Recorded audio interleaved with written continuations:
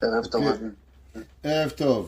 Ce soir, Bet Av, Shiur Leilou Nishmat, Mazal Bat Rachel, qui était la grand-mère de Madame Kouriad, qui est toujours parmi nous, alors que les Limoud, Béhémet, de ce soir, il soit Leilou Nishmata, qui prie pour sa famille, et que Be'at Hashem, ensemble, on puisse voir Nehamat Eretz Israël. Perek Aïnchet, Perek 78, c'est un long Perek. Alors on va déjà, comme d'habitude, commencer. C'est quoi la Ségoula? Qui l'a écrit? Pourquoi il a été écrit? Et on va essayer d'expliquer. Il est long, on va pas lire tous les psukim, parce que sinon on prendrait beaucoup trop de temps. Il y a 72 psukim, mais on va essayer de faire ce qu'on peut le faire le maximum. Alors, Segoulat Amirato, la Ségoula de lire ce Tehillim, Liskot lechen vechesed lifne hashiton v'ham malchut. Ceux qui veulent avoir de la grâce, si par exemple ils vont devoir être plaidés devant un roi, devant un ministre, devant quelqu'un, alors ils disent ce Tehillim. Arotse she'asulo nissim, celui qui a envie qu'on lui fasse des miracles, alors aussi qu'il dit ce Tehillim. Viatienu Hashem midavara. À Kadosh Baruch Hu, il y a une ségoula particulière à tout celui qui veut qu'il soit sauvé de tout mal. V'yashpiu meznotav, celui qui a quelques problèmes de parnassa, alors aussi qu'il le dise, mais qu'il le dise 24 fois. En disant ce Tehillim 24 fois, alors automatiquement il aura de grands chassadim. Ce Tehillim, comme j'ai expliqué, il a 72 psukim, keminyan chesed. Minyan Chesed, alors c'est la valeur numérique 72 et grâce à ça, on pourra arriver à avoir du Chesed. Qui a écrit ce Tehillim et pourquoi il a été écrit ce Tehillim? Alors, on va commencer, on sait que depuis le deuxième période de Tehillim, deuxième partie du Tehillim, c'est pas David Ameller qui l'a écrit, c'est Asaf qui les a écrits avec d'autres personnes. Maskil. Que veut dire le mot maskil? On a déjà dit souvent que le mot maskil vient du mot sechel. Rashi dit que c'est venu nous apprendre qu'on a besoin de réfléchir et de comprendre pour pouvoir comprendre ce qui va se passer. Ça veut dire que le Mésamer, il va nous expliquer comment elle a été le comportement de Am Israël. Asaf, qui était ici le chanteur au temps de David Ameller, et il dit Ha'azinahami. Qu'est-ce que ça veut dire? Que principalement le peuple juif, il doit écouter tout Israël, toute l'histoire juive d'Akadosh Baruch Hu. Il doit entendre la Torah d'Israël. Ha'azinahami Torati. Écoutez mon peuple, ma Torah, atu oznechem livrefi. Et tendez votre oreille à mes paroles. Quelle différence il y a entre Torah et Imrefi? Le Chida, il explique et il dit qu'il y a deux genres de juifs principalement. Il y a ce qu'on appelle les gens qui aiment Akadosh Baruch Hu, et il y a des gens qui trouvent toujours des excuses. Qu'est-ce que ça veut dire? La Gemara dans Masechet Shabbat, elle nous apprend une halakha. La Gemara dit qu'on sait que le peuple juif, il a dit Naase venishma, et de l'autre côté, on a reçu Kafa Alehem Rekedigit. Akadosh Baruch Hu, il nous a forcé en mettant la montagne sur le Ham Israël. Alors, ceux qui aiment Akadosh Baruch Hu, ils se sont rappelés seulement de Naase Venishma. Ils se sont rappelés seulement qu'ils ont dit la Torah, oui Hachem, on la veut, on aime Akadosh Baruch Hu, on aime Hachem. Alors eux, ils se rappellent de la Torah d'Hachem. Seulement, il y a des gens qui se rappellent que le négatif. Et se disent, ah, ouais mais Hachem nous a forcé. Akadosh Baruch Hu, nous on la voulait pas. Akadosh Baruch Hu nous a forcé à avoir la Torah. Alors à ces gens-là, pour les ramener à la Torah, imrefi, il faut leur parler pour pouvoir que eux ils vont écouter la Torah d'une jolie façon pour pouvoir se rapprocher de Akadosh Baruch Hu. Et avec cela, alors ils vont revenir à la Torah. Il y a un commentaire incroyable qui est rapporté au nom du Shevet HaLevi. Shevet HaLevi, c'était le Rav Wosner, qui était le Dayan de Bnei Brak pendant plus d'une cinquantaine d'années. Et il dit la chose suivante. Et il dit qu'il y a deux façons d'apprendre la Torah. Et j'aimerais partager avec vous d'abord une petite anecdote qui s'est passée au temps de Rav Chaim Kanievski Zechuto Yagen Aleinu. Un jour, on est venu demander à Rav Chaim Kanievski comment se fait-il qu'il y a des juifs qui ont été religieux, qui ont été dans la Torah, ils ont fait Shabbat, ils ont fait Yom Tov, ils ont fait Sukkot, ils ont tout fait, et un beau jour, ils deviennent non religieux. Un beau jour, ils enlèvent la kippa, la femme elle enlève la perruque, Dieu préserve, et ils vivent comme des goïms. On appelle ça Talmid chez Piresh, un homme qui était religieux, qui va tout lâcher la Torah. La Gemara dit même que eux, ils sont les plus difficiles à revenir. Un homme, il ne connaît pas la Torah, c'est facile à le ramener la Torah. Mais un homme qui connaissait la Torah, qui a relâché la Torah, il lui est même plus difficile de revenir. Alors on a demandé à Rav Chaim, comment se fait-il que ces gens-là qui ont connu la Torah, ils peuvent lâcher la Torah? Et Rav Chaim, il a dit, à cause qu'ils n'ont pas goûté à la beauté de la Torah. La Torah, c'est pas seulement un permis ou un interdit. La Torah, elle doit être rentrée dans le cœur d'une façon tellement belle, tellement d'ahava, tellement d'amour, que la personne ne peut pas s'en empêcher. Alors il dit, le Rav Wosner, qu'il y a deux façons dans l'étude de la Torah. Il y a des gens qui étudient la Torah, ce qu'on appelle Mekufia. Ils sont forcés. Tu les vois, encore une fois, je suis désolé, je répète la même chose, mais des tchabeb.com. C'est pas des blagues. Ils arrivent à la synagogue le matin, mais tu as envie de lui dire, mais va te faire pendre. Peut-être que tu seras plus heureux. Parce que le gars, tu le vois Shabbat matin à la synagogue, mais il t'angoisse, il te rend la rasera. Tu dis, mais c'est pas Tchabeb. Chez moi-même, Tchabeb, c'est mieux que ça. On est plus heureux à Tisha B'Av que chez toi, le jour de Purim. Comment c'est possible d'y arriver? Et ils sont là, et ils nous angoissent. Pas une blague. Je dis des choses qui sont réelles. Et le Rav, il dit qu'ils étudient sans joie. C'est pas moi qui le dis. Le Rav Wosner, il dit, ils apprennent cette Torah sans simcha, sans douceur, sans avoir. C'est marqué que tous les matins, on dit Veha'arev na Hashem Elokeinu. Qu'est-ce que ça veut dire Veha'arev na Hashem Elokeinu befiot amecha ve'tze'etzanu ve'tze'etzae tze'etza amecha kulainu yodeh shemecha. Veha'arev, ça veut dire de douceur. On veut que la Torah Kadosh Baruch Hu, elle rentre chez nous, pas avec force. On veut que la Torah elle soit belle, la Torah elle soit en douceur, pour pouvoir y arriver. Parce que c'est seulement cette façon, il dit, que la Torah elle peut nous rapporter. Il dit le Rav Wosner, quelle Torah une personne peut avoir qui va le ramener à Kadosh Baruch Hu? Quelle Torah? Comment un homme il peut apprendre? Ne fais pas A, ne fais pas B, ne fais pas C, mange pas ci, mange pas là. Comment cette Torah elle peut venir et donner à la personne l'envie d'Akadosh Baruch Hu? Il dit seulement une Torah qui vient avec Ahava. Une Torah qui vient avec amour, alors elle amène la personne à pouvoir se connecter avec Akadosh Baruch Hu. Mais cette Torah, ouais, il dit une Torah qui vient pas avec amour, cette Torah, enze limud Torah, ha'ol elenach adruach lefanav yitbarach. Il dit, il faut savoir qu'une Torah qui vient pas avec amour, elle fait pas plaisir à Hachem. Tu fais la Torah, t'es un bon juif, tu fais Shabbat. Mais est-ce que ton père, il est fier de toi? Est-ce que Akadosh Baruch Hu, il est fier? Aval ha'ofen hasheni. Il dit, mais la deuxième façon qui amène la personne, c'est que la personne, elle rentre ses 248 membres, ses 365 nerfs dans la Torah. Vechash et ha'arivut ne'imut yididut. Et il ressent une connexion profonde avec Akadosh Baruch Hu. Et il dit, Umitor vetilat Hashem bara bepiv. Et comment on sait quand la personne, elle étudie avec forcé, parce qu'il a peur, parce qu'il aime, parce qu'il a envie? Il dit comment l'homme il parle. Baruch Hashem, on a le cours du mercredi.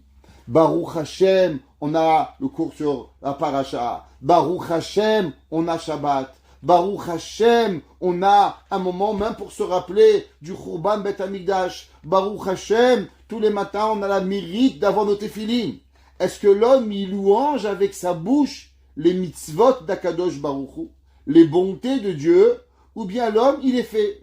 Mais c'est quand qu'il a dit, waouh, merci Akadosh Baruch Hu d'avoir des beaux téfilines. Merci Hashem d'avoir des beaux tzitzit. Merci Hashem d'avoir quelque chose pour pouvoir y arriver. Et il dit, Asher bacharbanu mikol ha'amim. L'homme, il doit se sentir heureux et choyé d'avoir été choisi parmi les nations. Venatan lanu et Torato.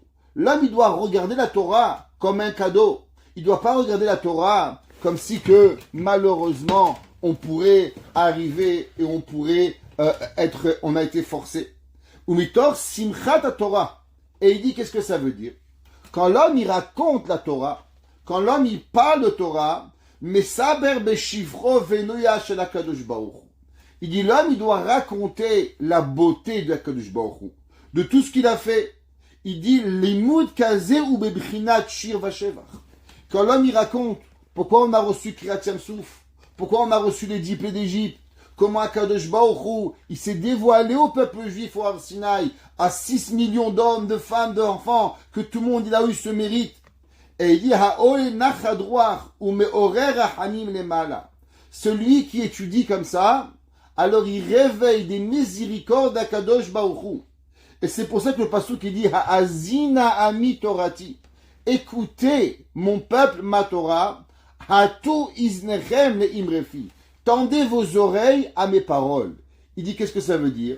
Que l'étude de la Torah, elle doit être d'une façon que la personne, elle a envie d'étudier. On raconte qu'il y avait un jour un rat dans une yeshiva, il avait un grand succès. Tous les élèves, ils arrivaient à l'heure. Et les autres élèves dans les autres classes, ils arrivaient toujours en retard. Alors un jour, un professeur, il lui a demandé, qu'est-ce que vous faites, monsieur le professeur, que dans votre classe, tous les enfants, ils arrivent à l'heure? Et nous, dans notre classe, on n'arrive pas à les avoir avant 15 minutes de retard tous les jours. Sûrement spécialement à Montréal en hiver, c'est pas facile avec les routes et c'est normal des fois d'avoir des retards. Mais il y a des enfants qui aiment arriver à l'heure et qui font tout pour pouvoir arriver à l'heure. Il y a même des parents des fois qui veulent pas que leurs enfants ils arrivent à l'heure parce que ça les stresse. Moi je me rappelle quand j'étais directeur d'école, et ben tous les matins je me mettais devant l'école et je disais pendant les 5 premières minutes de 8h25 à 8h30, je me mettais à la porte et j'embrassais et je disais bonjour à 5 enfants. Il y a des enfants qui aimaient mon bonjour. Alors ils s'assuraient pour arriver à l'heure. Un jour, il y a un père, il est venu me voir et il m'a dit « Rav Krimizi, je vais écrire une pétition pour vous faire renvoyer de l'école. » Je dis « Ah oui, pourquoi ?» Il m'a dit « Parce qu'à cause de vous, mon fils, il m'oblige à arriver à l'heure. » Catastrophe. Faut arriver à l'heure maintenant. Je lui dis « Pourquoi ?» Il m'a dit « Parce que mon fils, il attend de vous votre bonjour. Et qu'il en peut plus, il me rend fou. Alors, ou vous arrêtez de venir à la porte, ou je mets une pétition pour vous faire renvoyer. » Bon, qu'est-ce qu'on peut faire? Baruch Hashem, qu'on soit renvoyé pour des bonnes choses. Mais il en reste, c'est que ça arrive. L'enfant, il a envie d'avoir un bonjour. Alors, le père, le Rav, il a répondu, tous les matins, avant de commencer mon cours, je commence par une histoire de la Torah. Tous les matins, je commence avec un sipour Talmidei Hachamim, un sipour de nos sages. Et cette histoire-là, elle est tellement plaisante aux enfants, que les enfants, ils ont envie de venir à la Torah. David HaMelech, il est kiri, et il dit que l'homme, il doit venir à tout oznechen imrefi. L'homme, il a l'obligation de venir à la Torah et de venir et de faire que la Torah soit agréable. Prenons l'exemple du Rav Ovadia Yosef. Pendant des années, il donnait son cours où il y avait des milliers de personnes qui venaient. Si vous prenez les cours du Rav Ovadia, à la fin de chaque cours, qu'est-ce qu'il y avait toujours? Une histoire. Pourquoi il racontait une histoire? Il avait rien d'autre à faire, le Rav Ovadia Yosef, de raconter une histoire. Parce que le Rav Ovadia Yosef, il a tiré avec cette histoire des milliers de personnes qui venaient pour pouvoir l'écouter à la Torah. Et il dit, Vehapoel yotzem yalimud, que la personne, qu'est-ce qui se passe? Quand l'homme, il étudie de cette façon, quand l'homme, il étudie avec Ahava, quand il y a l'amour, alors vous savez, qu'est-ce qu'il dit le Rav Wosner? Alors on arrive à trouver le bon côté des choses. Il dit, quand un homme et une femme, ils se querellent, qu'est-ce qui se passe? La première chose, l'homme, il dit à sa femme, ah, t'as grossi, ah, t'es maigre, ah, t'es blanche, ah, t'es noire, ah, t'es vert, ah, tu cuisines pas, ah, tu cuisines trop, ah, t'as fait des gâteaux, ah, t'as fait des gâteaux. Tous les défauts du monde, ils sont là. Pourquoi? Parce qu'il manque la ahava. À l'inverse, quand il y a l'amour entre un homme et sa femme, le mari dit, tu es belle, t'es beau, t'es joli, t'es maigre, t'es grand, t'es blanc, t'es noir, t'es bronzé. Qu'est-ce qui arrive? Pourquoi il trouve toutes les qualités du monde? Parce que quand il y a la ahava qui est créée, alors la même personne, on lui trouve tous les compliments à avoir. Il dit, David HaMelech, c'est pareil. Il dit, si l'homme, il a envie de voir la Torah, si l'homme, il étudie cette Torah, que cette Torah, elle est forcée, cette Torah, elle vient pas avec Ahava, alors il n'arrive pas à être Mosher. il n'arrive pas à tirer la Torah. Mais quand la Torah elle vient avec amour, alors automatiquement, hatu oznechem, on va tendre l'oreille, imrefi, pour pouvoir écouter ce qu'Akadosh Baruch Hu vient. Et il dit, c'est pour ça que, intéressant, c'est marqué dans le Pasuk Gimel, David Amelech, il dit, Asher Shamanu, qu'on a écouté, Valedaem, Ve'avotenu Sipru lanu. Et nos parents, ils nous ont raconté. Il dit, je comprends pas. La Torah, c'est des histoires. La Torah, c'est des enseignements. Pourquoi la Torah, David Amelech, il appelle ça des histoires? Depuis quand la Torah, elle a un concept de sipour? Qu'est-ce que la Torah, elle veut dire? La Torah, c'est pas des sipurim. La Torah, c'est quoi? La Torah, c'est des tzivuyim. Tzav et Bene Israël. Daber et Bene Israël. Et mort et Bene Israël. Alors, pourquoi la Torah, elle s'appelle sipour? Et il dit qu'en vérité, un homme, quand on lui parle de quelque chose qu'il aime, alors automatiquement, il n'est pas en train de lui raconter un tzivouï. Il vient quoi? Il s'appelle un sipour. Quand la personne, elle parle de Torah avec Ahava, alors automatiquement, toutes les mitzvot de la Torah, comment elles s'appellent? Elles se transforment de tzivouï à un sipour pour pouvoir y arriver. Comme c'est marqué dans le pasuk, Ele hamishpatim asher tassim lefe'enem. Voici, dit Hachem, il dit à Moshe Rabbeinu, tu vas leur donner la Torah, asher tassim. Pourquoi c'est pas marqué asher tetzavé alehem, que tu vas leur ordonner? La Torah nous enseigne, Rashi nous dit, Keshulchan Aruch. La Torah doit être comme une table dressée, comme un homme qui rentre dans un bar où il y a devant lui un buffet incroyable. Alors, Asher Tassim Nifnehem, la Torah, elle devait être enseignée d'une douceur où la personne, il a envie de pouvoir arriver et de pouvoir arriver. Al-Tov, Torah Kedusha ve'amala shel Torah. L'homme, il doit avoir envie de l'assiduité de la Torah. L'homme, il doit avoir l'envie de rester, d'apprendre encore un peu. Qui connaît pas cette histoire extraordinaire du Staipeler, le père de Ravram Kanievski. Un jour, on sait qu'il a été à l'armée en Russie. Et quand il était à l'armée en Russie, il y avait un manteau qui a été posé sur un arbre pendant Shabbat. Et le Rav Staipeler, il a demandé, est-ce qu'il avait le droit de prendre le manteau pendant Shabbat? On sait qu'enlever un manteau sur un arbre Shabbat, c'est interdit. Et le Staipeler, il a posé la question, est-ce que maintenant j'ai très froid? Maintenant je suis pas encore mort de froid, je peux durer 5 minutes. Et comme ça qu'il a attendu, encore 5 minutes, et encore 5 minutes, et encore 5 minutes, et automatiquement, il a tenu toute la nuit. Et la question, elle est, comment un homme, il trouve la force pour pouvoir garder, être dans le froid pendant des heures et des heures et des heures, sans jamais avoir besoin du manteau? Ben, la réponse, elle est simple. C'est à combien il est important pour toi le plaisir d'avoir chaud par rapport au plaisir de garder Shabbat. L'homme, une maman, elle aime dormir, comme tout le monde. Le même exemple, le Ramchal le répétera 1 million de fois. Qui sait qui n'aime pas dormir ces 6 heures de nuit sans être arrêté? À moins qu'on ait mazo, mais tout le monde aime dormir 1 minute, réveillé à 6 heures du matin, Baruch Hashem, tu as une bonne nuit, tu as de la force. Alors comment la maman, elle se lève et elle va s'occuper du bébé? La réponse, elle est simple. Parce que autant que la maman, elle s'aime à elle-même, mais l'amour qu'elle a pour son enfant, il est encore plus grand que l'amour qu'elle a pour elle-même. Ça veut dire ce que tu aimes le plus, il va te faire dépasser tes capacités.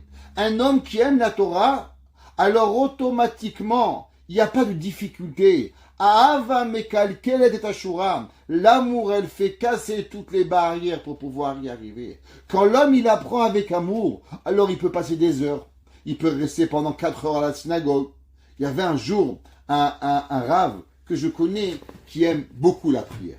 Et vraiment, quand il prie, tous les matins, il prie la tefila, c'est un plaisir de le voir prier. Béhémet, c'est quelqu'un qui vous pouvez le mettre, et pendant 2 heures, il fait sa tefila. Et un jour, il a été sandak chez les Sfaradim, c'est un rave ashkenaz. Et donc, il a demandé à prier à l'endroit où il y avait le brit. Bien sûr, vous savez, chez les Séfarades, la prière, c'est pas comme les Ashkenazes. Séfarades, c'est long, c'est en plus Rolamo et Tsukot, chaque mot, ils sont chantés, le Hallel. Et moi, j'étais là, et j'ai été en train de bouillir. Je me suis dit, le Rav, il va me tuer. Je l'ai fait venir un Rav Ashkenaz, chassidique, dans une communauté séfarade, où chaque mot, il est chanté, le Hallel, le Kaddish. Eux, ils ont de faire Shacharit, Mincha, Arvit, Moussaf, de Kippour, pendant que nous, on fait le Shacharit de Chol HaMoed. Et à la fin de la prière, ça avait duré 2 heures. Presque près, j'allais aller m'excuser auprès du Rav. Et le Rav, il me regarde, il me dit d'un regard, avec tellement d'amour, Israël Meir, merci. Là, je lui dis, mais merci de quoi, Rabbi? Il me dit, mais quelle beauté! J'ai pu dire chaque mot de la tfila avec mon temps, sans prendre le temps d'un autre mot. Viens que je te dise merci de la belle prière que j'ai eue. En vérité, le problème n'était pas chez lui, mais il était chez moi.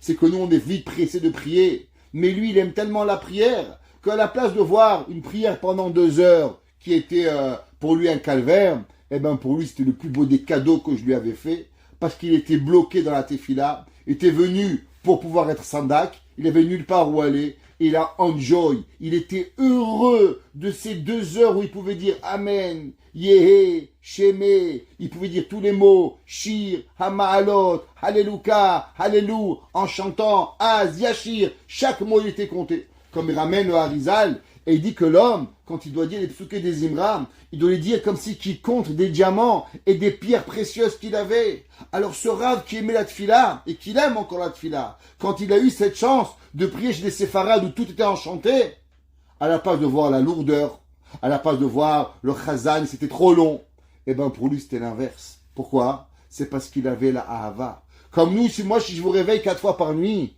vous allez être énervé.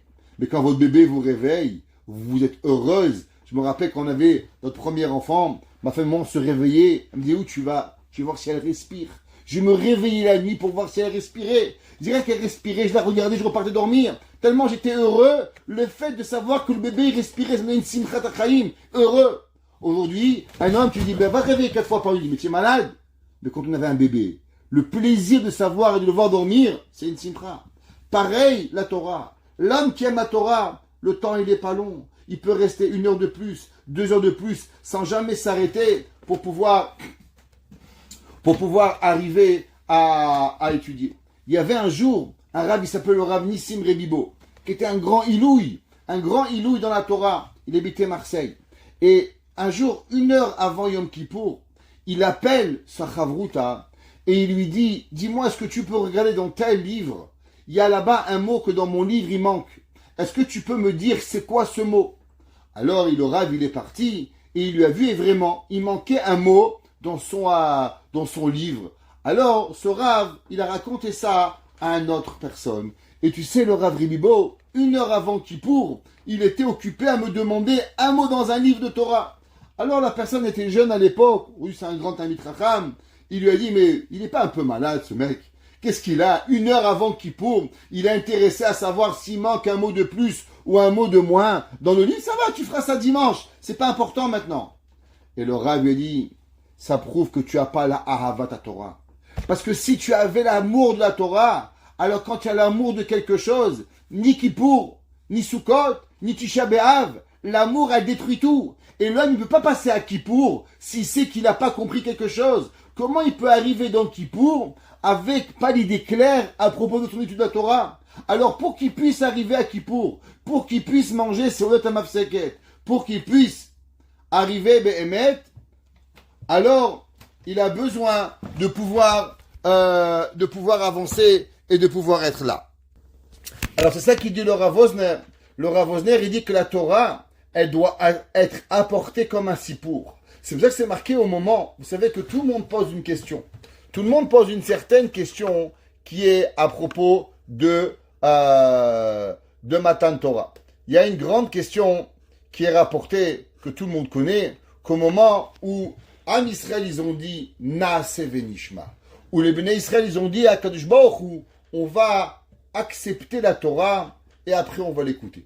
Tout le monde demande, mais d'où les Bnei Israël, ils ont su dire cette force-là de Naase Venishma. Venez, on va faire et après on va écouter. Alors il dit le Rav Wosner, c'est marqué dans le Pasuk, Vayavo Moshe vayisaper la'am et kol divrei Hashem. Et Moshe Rabbeinu, il est venu, il a raconté tout ce que Akadosh Baruch Hu, il a ordonné. Et il demande au Rav Wosner, mais quoi, Akadosh Baruch Hu, c'est des histoires qu'il a racontées. Akadosh Baruch Hu, Moshe Rabbeinu, il a expliqué toute la Torah. Qu'est-ce que ça veut dire vailler sa père? Il dit le Rav Wosner que quand Moshe Rabbeinu il a expliqué la Torah, à combien la Torah elle est grande, à combien la Torah elle est belle, à combien chaque mot de Torah c'est quelque chose qu'on n'a même pas d'idée. Qu'est-ce que ça veut dire? Alors ceci pour, ça a tellement enflammé le peuple juif que le peuple juif est arrivé avec la volonté de dire quoi? Naaseh venishma. Ça veut dire que pour qu'un homme, on lui donne la Torah, bien sûr si tu veux la Torah, tu ne peux pas manger ça, tu ne peux pas faire ci, tu ne peux pas faire là, il dit merci beaucoup, je ne veux pas ta Torah.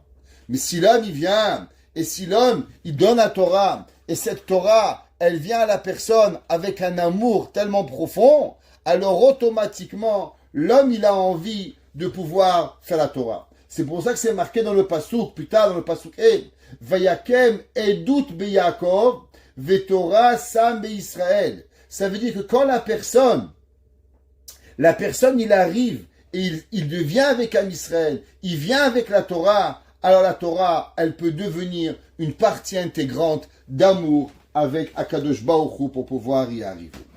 On va sauter un petit peu et on va arriver dans le Pasuk Tet.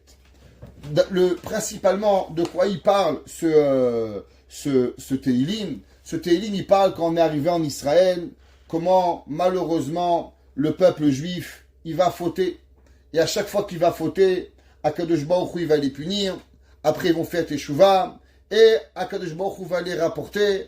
Ils vont construire le Mishkan Shilo. Après, Akadosh Baruch Hu, il va détruire le Mishkan Shilo. Après, on va construire le Beth Amikdash. Après, encore une fois, Akadosh Baruch Hu, il va nous enlever. Et chaque chose, elle vient, bien sûr, malheureusement, à travers des miracles. On perd la Emouna. Akadosh Baruch Hu doit nous punir.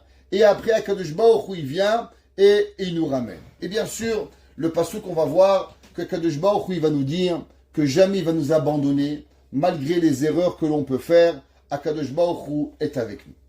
Dans le passouk tête, le passouk il dit comme ça: Bene Ephraim, les enfants de Ephraim, Noshke Romekeshet, ils se sont battus avec des arcs, Afrou Beyom Kerav, et ils ont été renversés le jour d'une guerre. Et là, il y a une grande discussion dans la Torah à propos des trois grands commentateurs, Rashi, le Radak et le Ibn Ezra. À quel moment il y a eu une guerre particulière qui s'est créée entre Béné Ephraïm et les ennemis d'Israël qui sont principalement cette famille? Alors Rashi, il a cherché dans la Torah et Rashi, il n'a pas trouvé d'autres moyens de dire à quel moment il y a eu, on pourrait dire, cette guerre avec Béné Ephraïm. C'est seulement avant ces 30 ans la sortie d'Égypte. Alors comme on sait, il y avait dans la Torah 30 ans avant que Moshe Rabbeinu, ils viennent et ils disent Pakod Yifkod Elokim Etrehem. Alors les Béné Ephraïm, ils ont voulu sortir d'Israël. Rashi dit que c'est à ce moment-là que Béné Ephraïm sont sortis d'Israël. Ils avaient mal calculé le temps et malheureusement, ils vont mourir. Et c'est pour ça que le passouk qui dit Béné Ephraïm Noshke Romekeshet. C'est à ce moment-là qu'ils vont venir et qu'ils vont périr. Nous dit Rashi, de là on apprend quelque chose d'incroyable, que l'homme il peut avoir de bonnes intentions. Mais la Torah donne des paramètres. Elle donne des paramètres. La Torah nous a appris que pour pouvoir sortir d'Égypte, il devait y avoir un prophète qui vienne et qui dise Pakod Yifkod Elokim Etrem. Béné Ephraïm, malheureusement, ils ont fait des calculs, même s'ils avaient raison. Mais du fait qu'il n'y a pas un avis qui est venu, donc il manquait une condition sine qua non, obligatoire, à la sortie d'Égypte, qui était qu'il y avait un prophète qui vient, alors ils vont périr. La Torah, c'est pas un demi-Torah, et c'est pas un quart de Torah. La Torah, elle doit être basée sur des principes. Et malheureusement, si on veut aller avec notre tête, sans se baser sur les principes de la Torah, alors on peut être puni. Le Ibn Ezra, il dit que l'explication de Rashi, elle tient pas trop le sens. Pourquoi? Il dit pour deux raisons. Dans le Pasuk Yud, c'est marqué, pourquoi les Béné Ephraïm, ils ont été punis? L'oshameru berit Elokim. Ils n'ont pas gardé l'alliance de Dieu. Ou betorato me'anu lalechet. Et ils ont rejeté la Torah. Dit le Ibn Ezra, mais je comprends pas. Mais en Égypte, il n'y avait pas de Torah. La Torah, elle est venue seulement 32 ans plus tard.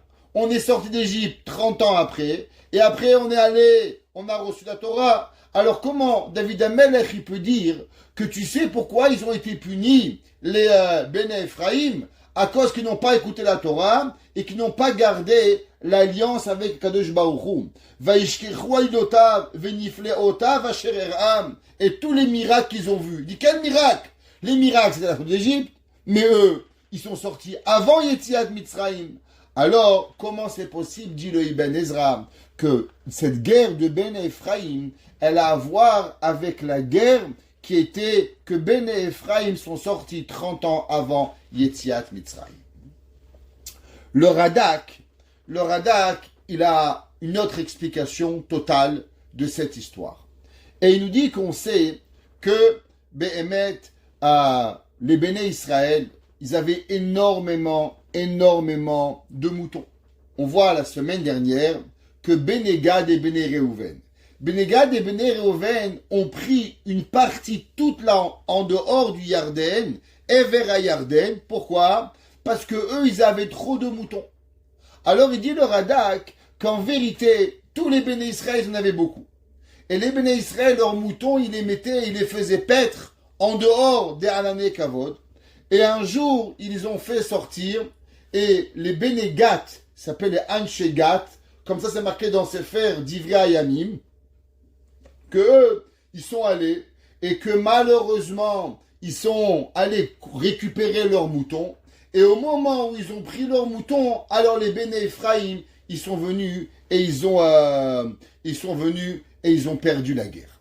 Et il dit, c'est joli comme histoire, magnifique, mais dis-moi, est-ce que tu peux me dire une preuve à cela? D'où est-ce qu'on a une preuve dans la Torah qu'il y a eu des Béné Ephraïm qui sont morts avec une guerre? C'est beau, c'est joli, mais c'est un peu inventé, non? D'où est-ce que vous les trouvez? Le Radak dit non, j'ai une preuve à la Torah. C'est quoi? On sait que le peuple juif, il va être compté à plusieurs reprises. La première reprise qui va être comptée, Parashat Kitissa. Dans Parashat Kitissa, quand on va sortir d'Égypte, alors HaKadosh Baruch Hu, il va nous compter. On va être de nouveau compté dans Parashat Pinchas. Le nombre de personnes qu'il y avait dans le peuple juif, il va être pratiquement égal entre Parashat Kitissa, qui est le début des 40 ans, et Parashat Pinchas, qui est à la fin des 40 ans. Pourtant, dit le Radak, si vous regardez les versets, il y a 2 tribus que le chiffre vont drastiquement, ils vont chuter pour pouvoir y arriver. C'est qui ces 2 tribus? Que leur nombre va chuter drastiquement. La première, c'est Shevet Shimon. Combien il y avait de Shevet Shimon dans Parashat Kitissa? Il y avait 59 300. Au moment où on a compté le peuple juif dans Parashat Kitissa, il y a 59 300 membres de la tribu de Shimon. Dans la tribu, quand on compte Shimon, plus tard dans Parashat Pinchas, on trouve seulement 22 200.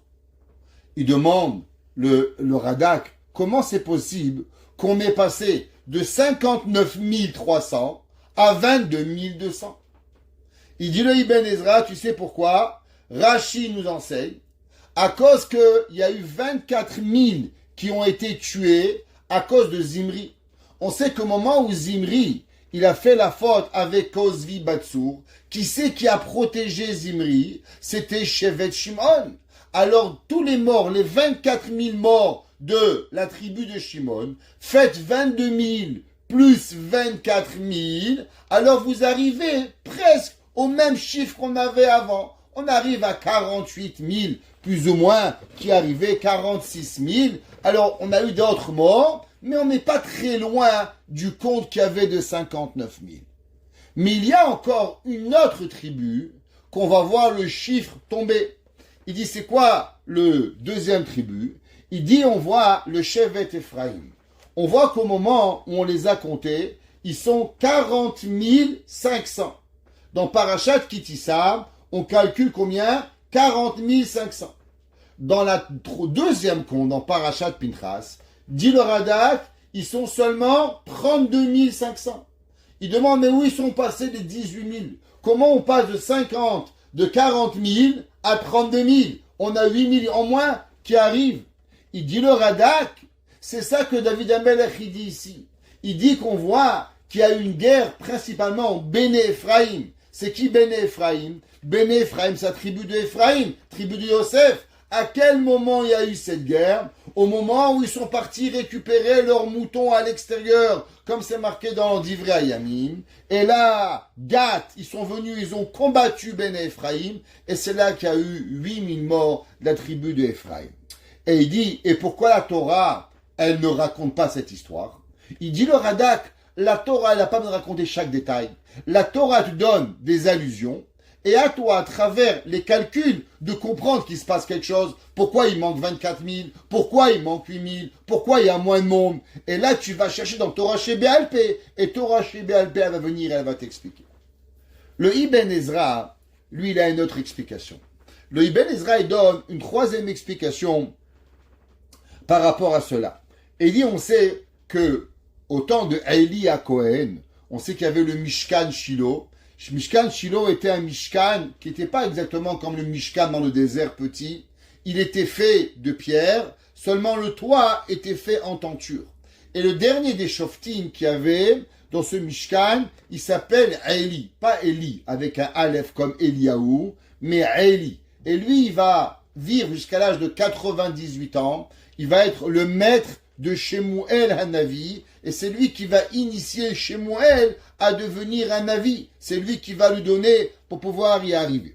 Et on sait qu'à la fin que de Mishkan Shiloh, il va y avoir les Pelishtim. Les Pelishtim, ils vont venir et ils vont détruire le Mishkan Shiloh. Et quand ils vont détruire le Mishkan Shiloh, ils vont malheureusement prendre le Aaron. À ce moment-là, quand on va dire à Eli que le Mishkan, le Aaron, il va être pris, il va avoir un choc, il va tomber et malheureusement, il va mourir.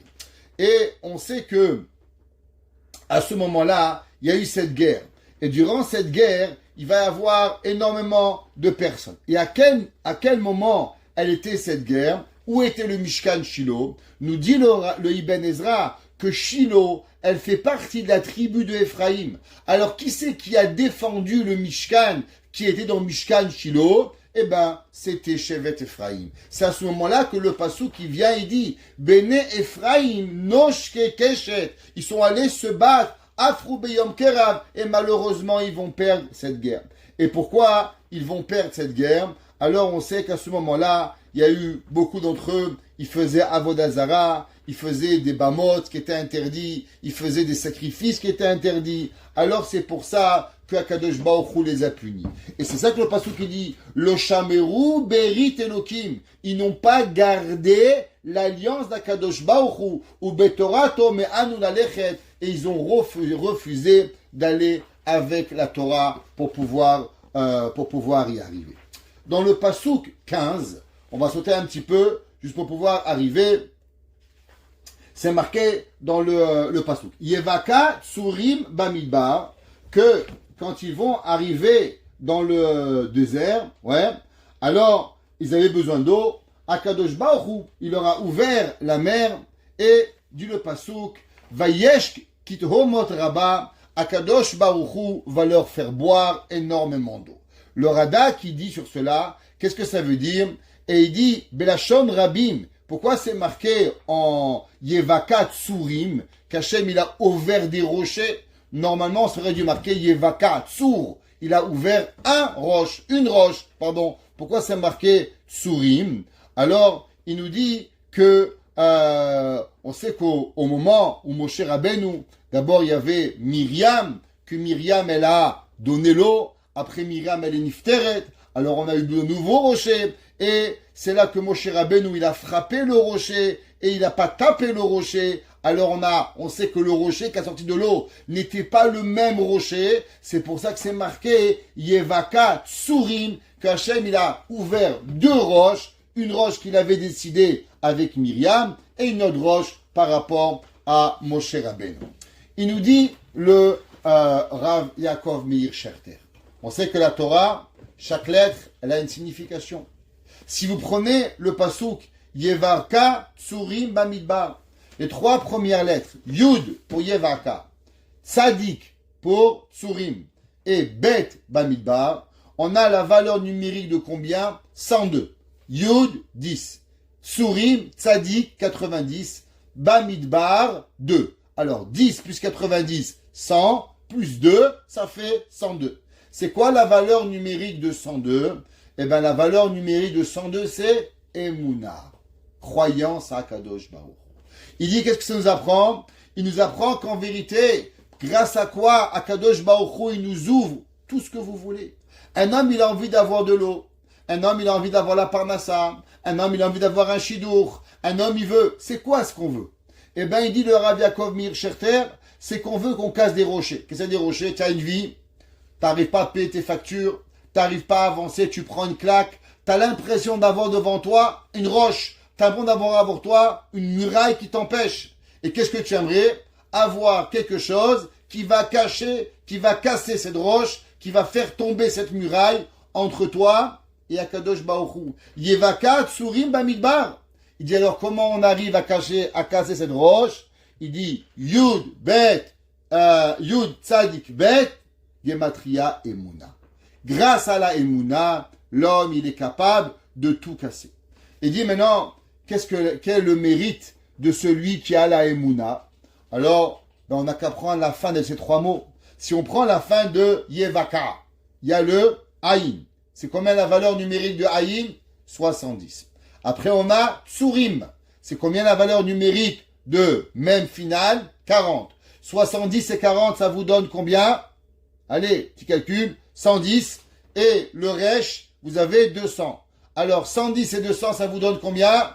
Allez, facile celui-là. 310. C'est quoi la valeur numérique de 310? La Gemara a dit que Atida Kadosh Baruch Hu le'anchil Shai Olamot l'école Tzadik ve Tzadik. Akadosh Baruch Hu, il va donner à chaque tzadik combien? 310 mondes.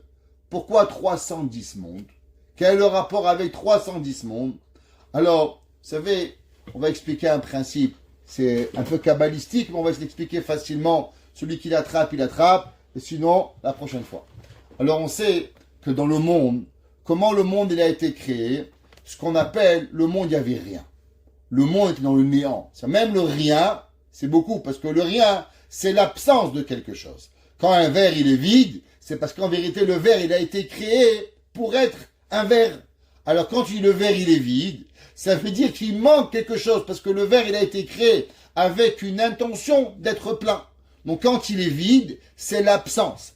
Mais le monde, il n'y avait pas de monde.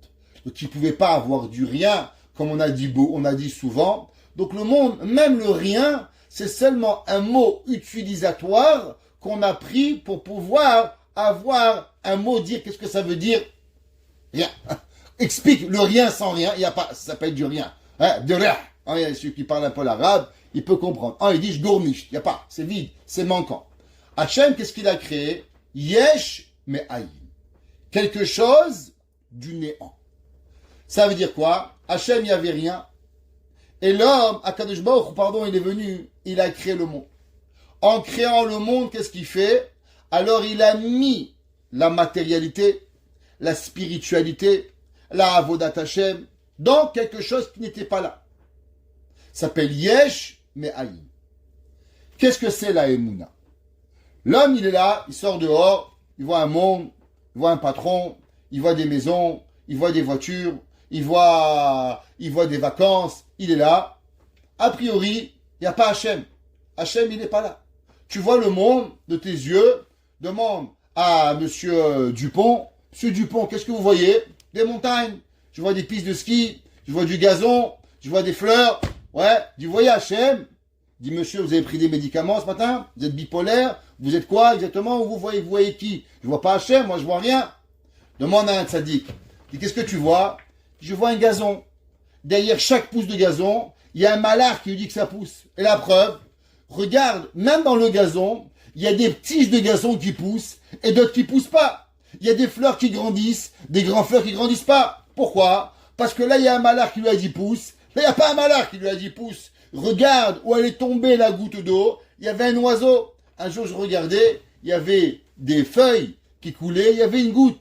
Et sous la feuille, il y avait un oiseau qui est en train de boire, et c'était comme un robinet qui tombait goutte à goutte pour nourrir un oiseau. Ça veut dire qu'Hachem, il avait fait pousser une feuille assez grande à un moment, à un endroit spécifique, pour que le moineau il puisse avoir l'eau qu'il avait besoin. Magnifique, Qu'est-ce que ça veut dire tout ça? Ça veut dire qu'on amène le Yesh à Kadosh Baruch Hu dans le néant.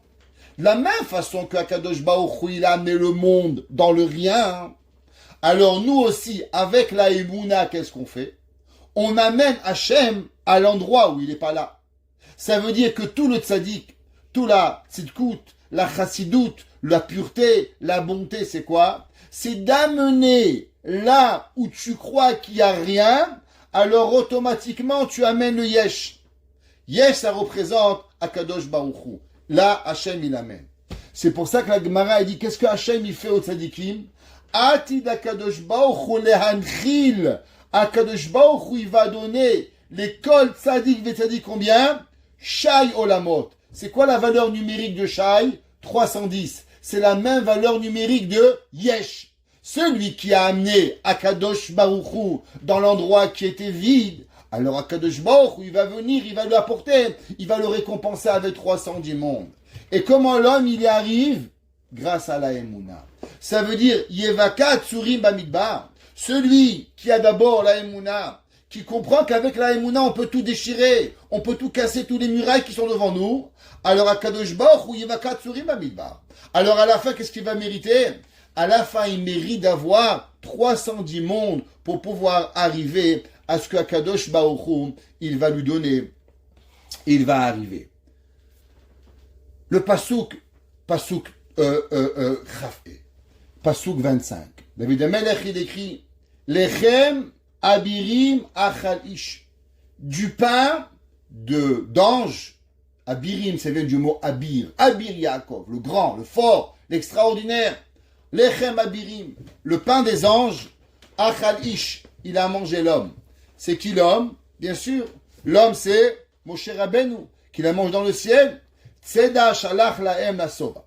Alors, Chachamim nous expliquent et nous disent, vous savez, il y avait un homme, s'appelait Yoshua.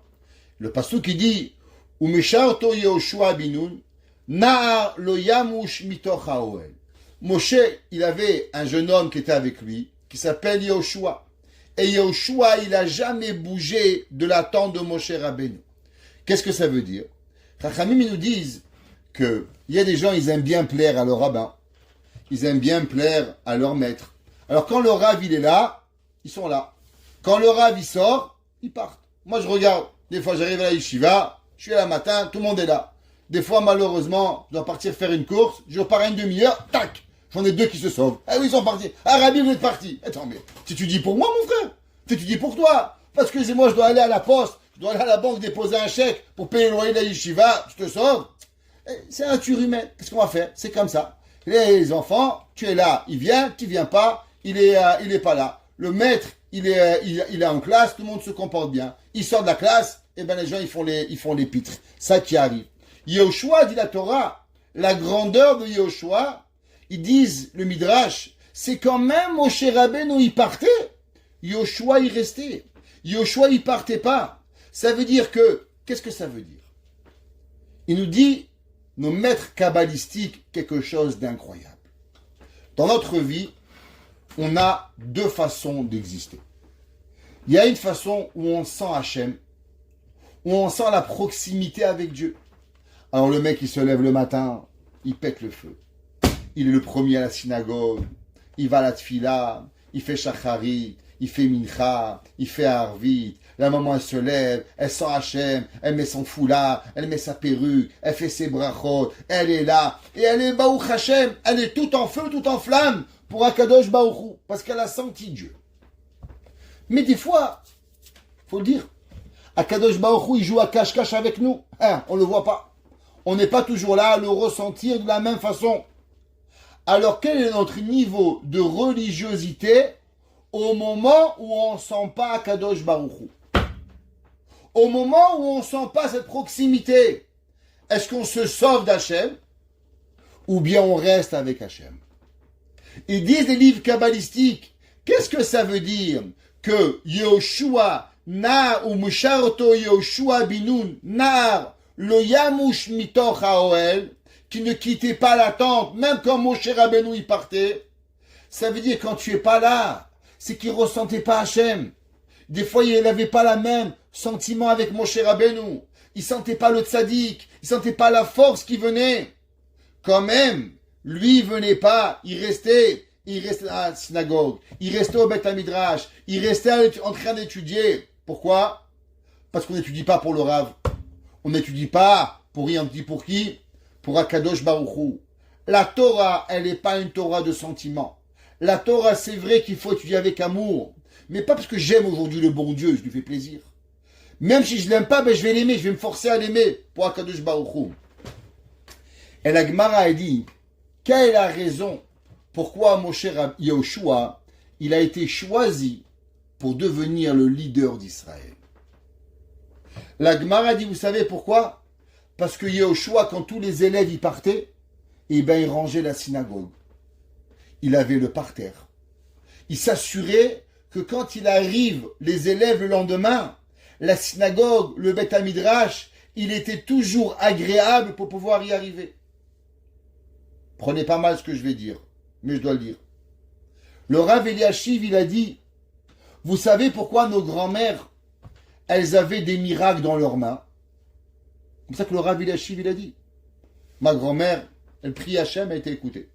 Ma grand-mère, elle prie Akadosh Baruch Hu, elle a écouté, je vous dis. Et pourtant, elle connaissait peut-être pas 1/1000 de ce que je connais. Mais elle avait une émouna 1 million de fois plus grande que moi. Il dit le Rav Eliashiv, pourquoi nos ancêtres, hommes et femmes, ils avaient la émouna, ils priaient Hachem, et Akadosh Baruch Hu, il écoutait leurs prières. Il dit une seule chose, parce qu'ils avaient le kavod de la Torah. Il dit, qu'est-ce que c'est? Il dit, avant, une grand-mère, quand elle voulait qu'Hachem, il écoute sa prière, qu'est-ce qu'elle disait? Hachem, je vais laver la tombe d'un tzaddik. Hachem, je vais nettoyer le Beth Midrash. Il dit que les vieilles femmes à Yerushalayim, elles allaient avec leur balai pour laver la synagogue. Par Chas v'Shalom, je ne demande pas aux femmes de faire des femmes de ménage, c'est pas ça le but. Chas v'Shalom, vous avez compris que quand l'homme il se rapproche d'Hachem, qui veut rendre beau la maison d'Akadosh Baruch Hu, alors Hachem il le paye. Il y avait un rav, il s'appelle le Sefer HaCharedim. Il avait une barbe très très longue jusqu'au parterre. Et le Sefer HaCharedim, tous les vendredis, vous savez qu'est-ce qu'il faisait avec sa barbe? La semaine, il a roulé. Et le vendredi, il défaisait sa barbe. Et il prenait sa barbe et il lavait avec sa barbe tout le Echal. Tout l'endroit où on mettait le Sefer Torah. Il lavait et après il allait au Mikvé pour Shabbat. Et les gens ont dit, mais Rabbi, c'est pas propre. Il dit, c'est pas propre. Mais le fait que je rends beau la Torah, alors la Torah, elle va devenir mon amie. Parce que j'adore la Torah. Le Sefer HaCharidim, c'est un Rishon, Gaon Batorah. Je n'ai pas demandé de laver le parterre avec vos cheveux. Je n'ai pas demandé ça. Seulement, je vous explique qu'est-ce que ça veut dire la Torah. À combien la Torah, elle doit rentrer dans nous pour pouvoir y arriver. Yoshua, du fait qu'il s'assurait que la Torah. Et un jour, j'ai expliqué à la yeshiva. J'aimerais partager avec vous. Quel est le rapport avec rendre une belle synagogue? C'est quoi le principe? Je ne sais pas si vous êtes comme moi, mais quand vous arrivez quelque part où c'est beau, c'est propre, ça vous donne envie. Exemple, je sais, moi j'étais professeur pendant des années, en rentrant en classe, ce qui me rendait fou, c'était quand le professeur avant moi, il avait fait un zoo de la classe. T'as pas envie de rentrer en classe? T'as envie de me dire, moi, tu m'as pris pour un singe, un gorille, c'est pas une classe, c'est un zoo. Mais quand le professeur avant, il s'assurait que tous les bancs étaient rentrés, tous les élèves à leur place, rangés, tu rentrais en classe, t'avais envie d'enseigner. Ça te donnait la volonté. Mais quand tu rentres, ça pue la mandarine, il y a les oranges par terre, il y a le paquet de chips qui est là. On est tous humains et on n'arrive pas. Pareil, le matin à la synagogue. Vous arrivez à la synagogue, les chaises sont bien rangées, le Beth Midrash il est beau, les lumières sont allumées, tout est propre. Qu'est-ce qui se passe? Ça donne l'envie de vouloir étudier. Ça donne envie de vouloir prier. Akadosh Baruch Hu, il a dit à Yoshua, toi Yoshua, pendant 40 ans, t'as donné l'envie aux gens d'étudier. T'as été le moteur de l'étude, le moteur de la Torah. Alors tu mérites maintenant que tu deviens l'essence du moteur. Comment? En devenant le leader de Klal Israël pour pouvoir y arriver. Yoshua, il dit le Midrash, il s'assurait que chaque chaise, elle soit à sa place pour pouvoir arriver. Et il dit, c'est pour ça que le pasuk qui dit, Notzer te'ena yochel piria. C'est marqué dans Mishneh, il dit, celui qui a créé une figue, alors il va la manger. Ça veut dire celui qui crée l'envie, alors elle va pouvoir y arriver. Si vous avez marqué Lechem Abirim Achal Ish, c'est qui Lechem Abirim? Il dit le Midrash, pas Moshe Rabbeinu. L'autre Midrash dit c'est Moshe Rabbeinu. Mais l'autre Midrash dit non, Yehoshua. Le pain des grands. C'est qui le pain des grands? C'est Yehoshua qui a mérité de prendre la place de Yehoshua, de Moshe Rabbeinu. Grâce à quoi?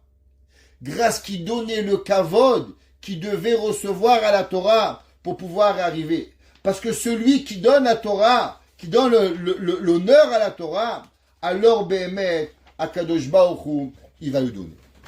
Dans le paracha, dans le Tehillim cette semaine, il y a un passouk que tout le monde connaît et que tout le monde récite. Le passouk, il est simple, c'est dans le passouk 38. Vehu rachum yechaper avon. Que veut dire Vehu, Akadosh Baruch Hu, yechaper avon. Il va pardonner nos péchés. Velo yashrit, et il va pas détruire. Vehirba alea shivapo, et il va augmenter à calmer sa colère. Velo yair kol chamato, et il va pas réveiller ses nerfs. Le Chida, il dit d'abord que ce pasouk, il vient nous apprendre quelque chose d'incroyable. Vous savez, il dit le Chida que c'est marqué la Gemara dans Sota. La Gemara dans Sota d'Afré, elle dit que la personne qui a l'humilité, c'est comme si qu'il a apporté un korban. À Kadosh Baruch Hu, il dit, il y a des gens, ils veulent amener des sacrifices à Dieu, alors ils ne savent pas quoi faire. Il dit, David la Gemara dit simple, travaille ton humilité. Quand l'homme, il amène l'humilité, alors à Kadosh Baruch Hu, il est comme si qu'il a apporté un korban pour pouvoir y arriver. Et la Gemara, elle dit, c'est quoi un korban? La Gemara dit, un korban, c'est des mauvais décrets. Un homme, il devrait, barminan, avoir telle et telle punition. Travaille l'humilité, Hachem, il te pardonne. Le mauvais, il va partir de toi.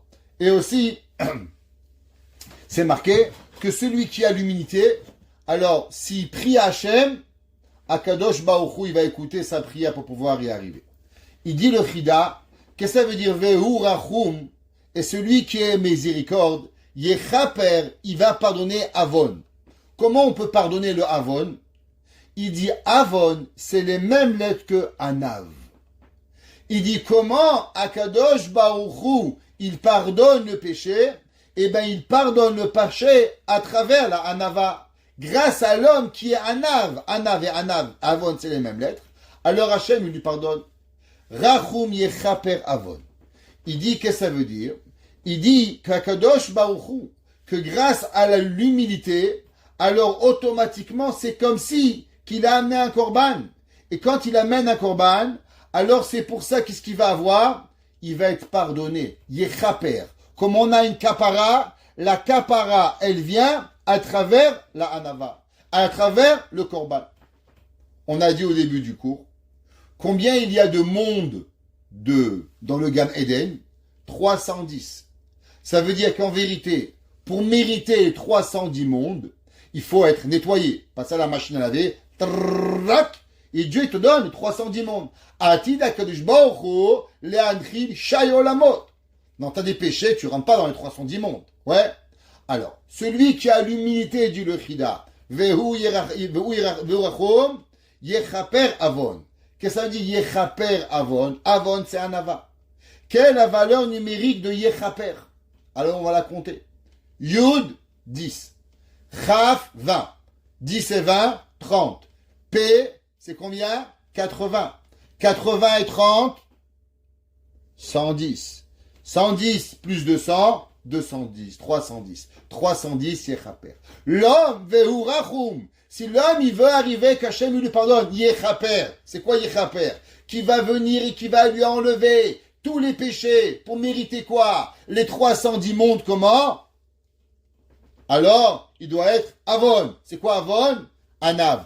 Prendre l'humilité, et grâce à l'humilité du lechida, vehu yirachum yechaper avon.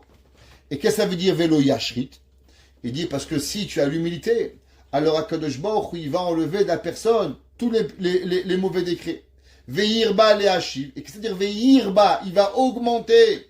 Il dit que non seulement pour toi, mais même pour les autres. L'homme qui a l'humilité, alors il peut prier pour les autres qui lui arrivent et qui lui donnent apo. Qu'est-ce que ça veut dire apo? Il dit apo, ça veut dire nasa ani Hashem. Il dit, c'est quoi Ani Hashem? Je suis Dieu. Il dit Ani Hashem. Hashem, c'est combien? Valeur numérique qui est 26. Ani, c'est combien la valeur de Ani? C'est 61. 61 et 26, qui est la valeur numérique de Apo, qui est 87. Alors il dit, Ve'um, verba le hashiv, Apo, que Akadosh Baruch Hu, il va être avec lui à chaque moment. Velo ya'ir kol chamoto. Hachem, il ne va pas lui faire réveiller sa colère, rien.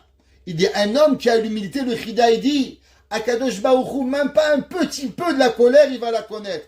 Rien du tout. Kemo sheu anav. Ouais. Et il dit, à quel niveau?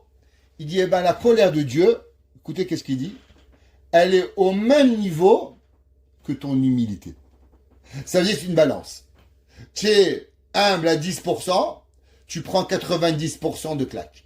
Tu es humble à 50%, tu prends 50% de claques. Tu es humble à 99%, alors tu prends 1%. C'est à toi de décider à combien tu as envie de prendre des claques. C'est pour ça que Moshe Rabbeinu, qui était Ve'aish Anav Mikol Adam, alors lui, Ve'u Rachum, tout ce qu'il demandait à Dieu, Dieu lui écoutait. Pourquoi? Parce que celui qui a l'humilité, alors Dieu ne s'énerve pas avec lui pour pouvoir arriver.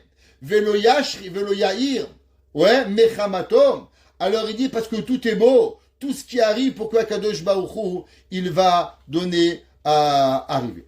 La Gemara, elle nous enseigne, elle dit comme ça. Amar Rabbi Yoshua ben Levi. La Gemara il a dit Rabbi Yoshua ben Levi, Bour e kama gdolim nemuche haruach lifna Akadosh Baruch Hu. Regarde comment ils sont grands, les gens humbles devant Dieu. Chez Bécha'a, chez Bet Amikdash Kayam. Parce qu'au moment où le temple il est construit, Adam Makriv Ola, Srar Ola Biado. Un homme il a mien, un korban d'holocauste, tout brûlé. Hachem lui donne une récompense devant lui. Mincha, un cadeau à Kadosh Baruch Hu. Srar Mincha Biado, il a la récompense. Aval Mishedaato Shefela. Dit la Gemara, mais celui qui a l'humilité, Ma'ale alav akatuv keilu ikriv kol hakorbanot kulam. La Gemara dit, Rabbi Yoshua ben Levi dit, c'est pas comme si qu'il a amené un Ola, ou un Mincha, ou un Khatat, ou un Hacham. Tous les sacrifices, ils sont apportés. D'où est-ce que tu sais? Il s'est marqué dans Teilim, qu'on a vu déjà. Zivrei Elohim, les sacrifices de Dieu, Ruach Nishbera. C'est quoi le cœur cassé? Teilim 51, verset 19. 51, 19. Zivrei Elohim, les korbanot de Dieu, les au pluriel, Ruach Nishbera. Et pas seulement ça, et là, chez En Filatonim Eset. Sa prière, elle est jamais rejetée. Lev Nishbar Venitke Elohim Motivze Akadosh Baruch Hu. D'abord, le Chida, il dit, de là, on voit à combien elle est importante, le principe de la Torah. Le Rabbi Nachman de Breslev, il dit, savez que dans le monde, il faut faire très attention de ne jamais croire qu'il n'y a pas de solution. Parce que l'homme qui pense qu'il n'y a pas de solution, alors il amène chez lui, Barminan, l'anti-solution. Et il dit, c'est ça que le pasuk qui dit Velo Ya'ir Kol Chamato. Et il dit, qu'est-ce que ça veut dire Velo Ya'ir Kol Chamato? Ouais, il dit, Ya'ir, ça vient du mot espace. Il dit Rabbi Nachman de Breslev, Pourquoi Yaakov Avinu, il est arrivé à combattre Esav? Parce qu'il a fait un espace au cadeau qu'il lui donnait. Il a mis un espace entre chaque. La Torah, il y a un espace entre chaque lettre dans les lettres, entre chaque lettre et lettre. Il dit Rabbi Nachman de Breslev, pourquoi la Torah l'interdit qu'on chevauche et qu'on fait travailler un âne et un taureau en même temps? Ouais, le Issour de Kilaïm. Il dit à cause qu'on sait que l'âne, ouais, il représente qui? Il représente Ishmaël. Le taureau, il représente Esav. Il dit au moment, si on mettrait les deux forces ensemble, alors on détruirait Israël. Il dit Rabbi Nachman de Breslev, quand est-ce que l'homme, il trouve plus de solution? Au moment où lui-même, il dit qu'il n'y a plus de solution. Quand il dit, mais qu'est-ce que je peux faire? Il n'y a plus rien à faire. Au moment où toi, tu dis qu'il n'y a plus rien à faire, alors malheureusement, c'est là que tu es en train de créer qu'il n'y a plus de solution. Mais si tu dis Vélo Yahir, si tu dis non, il y a encore une solution, le Yahir, il n'y a pas vrai, il y a encore du temps, alors Kol Chamato, la colère de Dieu, elle ne va pas venir. L'homme, faut jamais penser qu'il n'y a plus de solution. Parce qu'au moment où il pense qu'il n'y a plus de solution, alors Barminan, la solution, elle ne vient pas. Mais si l'homme, il a la émouna, que la solution, elle est là, alors Akadosh Baruch Hu, il le bénit, que Behemet, il trouve des solutions.